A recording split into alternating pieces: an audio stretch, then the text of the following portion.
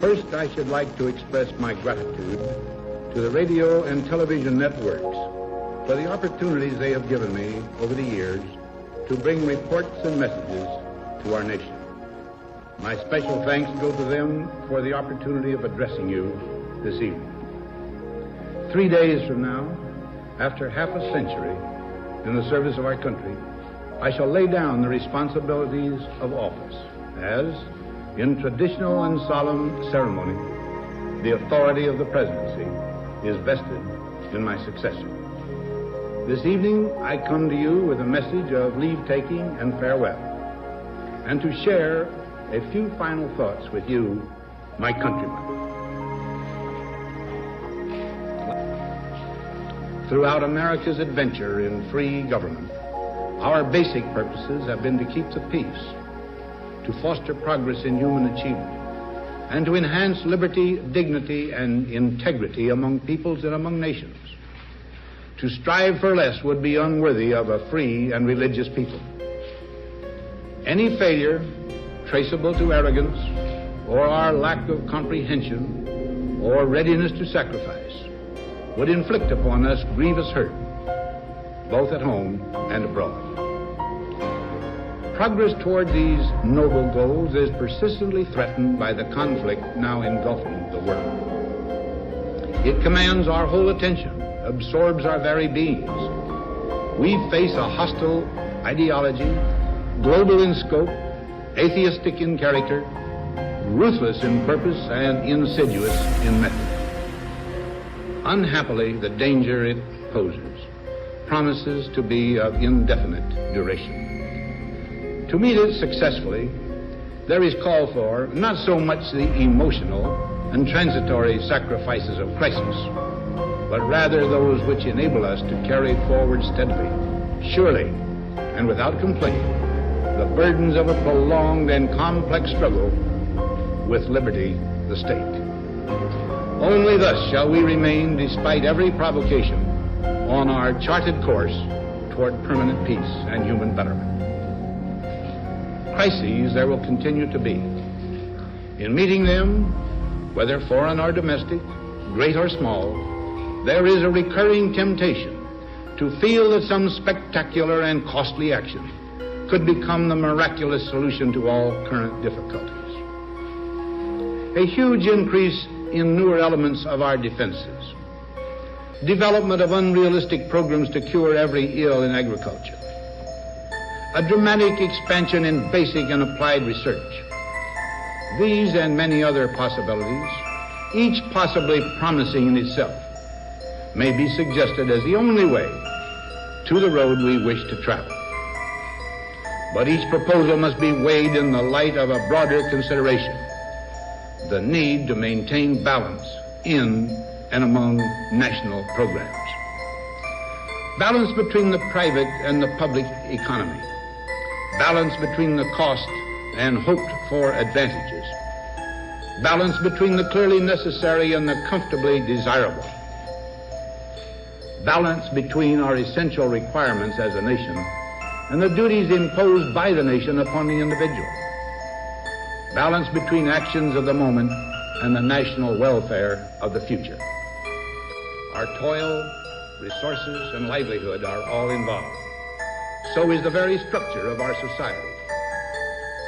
In the councils of government, we must guard against the acquisition of unwarranted influence, whether sought or unsought, by the military-industrial complex.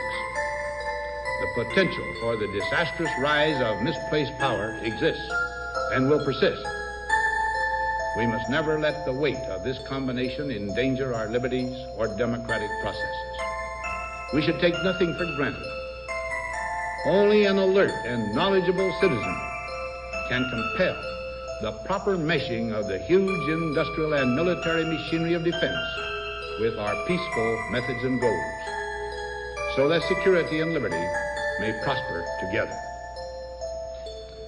Akin to and largely responsible for the sweeping changes in our industrial military posture has been the technological revolution during recent decades. In this revolution, research has become central. it also becomes more formalized, complex, and costly. A steadily increasing share is conducted for, by, or at the direction of the federal government. Today, the solitary inventor, tinkering in his shop, has been overshadowed by task forces of science in laboratories and testing fields. In the same fashion, the free university, historically the fountainhead of free ideas and scientific discovery, has experienced a revolution in the conduct of research. Partly because of the huge costs involved, a government contract becomes virtually a substitute for intellectual curiosity. For every old blackboard, there are now hundreds of new electronic computers. The prospect of domination of the nation's scholars by federal employment, project allocations, and the power of money is ever present and is gravely to be regarded. Yet in holding scientific research and discovery in respect, as we should, we must also be alert to the equal and opposite danger that public policy could itself become the captive of a scientific, technological elite. It is the task of statesmanship to mold, to balance, and to integrate these and other forces, new and old, within the principles of our democratic system, ever aiming toward the supreme goals of our free society. Another factor in maintaining balance involves the element of time. As we peer into society's future, we, you and I, and our government must avoid the impulse to live only for today, plundering for our own ease and convenience the precious resources of tomorrow. We cannot mortgage the material assets of our grandchildren without risking the loss also of their political and spiritual heritage. We want democracy to survive for all generations to come, not to become the insolvent phantom of tomorrow. During the long lane of the history yet to be written, America knows that this world of ours, ever growing smaller, must avoid becoming a community of dreadful fear and hate, and be instead a proud confederation of mutual trust and respect.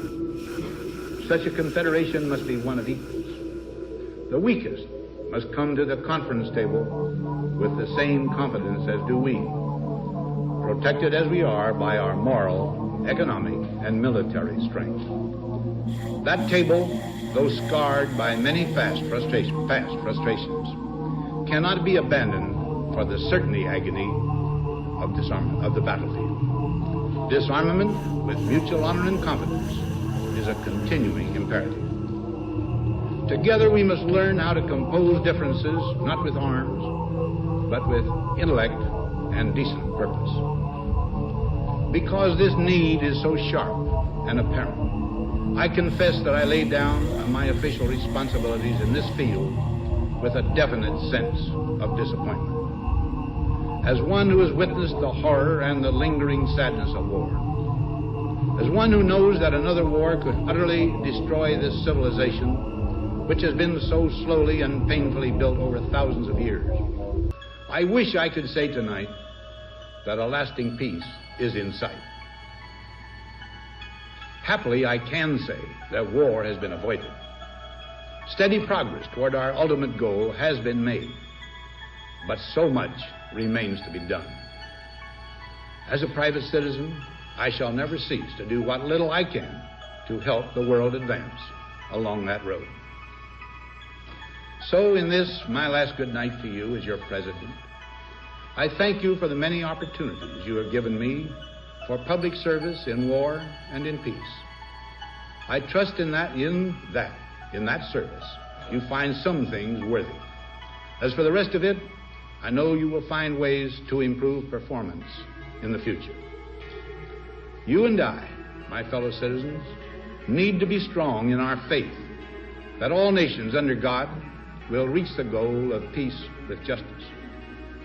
May we be ever unswerving in devotion to principle, confident but humble with power, diligent in pursuit of the nation's great goals. To all the peoples of the world, I once more give expression to America's prayerful and continuing aspiration. We pray that peoples of all faiths, all races, all nations may have their great human needs satisfied, that those now denied opportunity shall come to enjoy it to the full, that all who yearn for freedom may experience its few spiritual blessings. Those who have freedom will understand also its heavy responsibility, that all who are insensitive to the needs of others will learn charity, and that the sources, scourges of poverty, disease, and ignorance will be made disappear from the earth, and that in the goodness of time, all peoples will come to live together in a peace guaranteed by the binding force of mutual respect and love. Now, on Friday noon, I am to become a private citizen.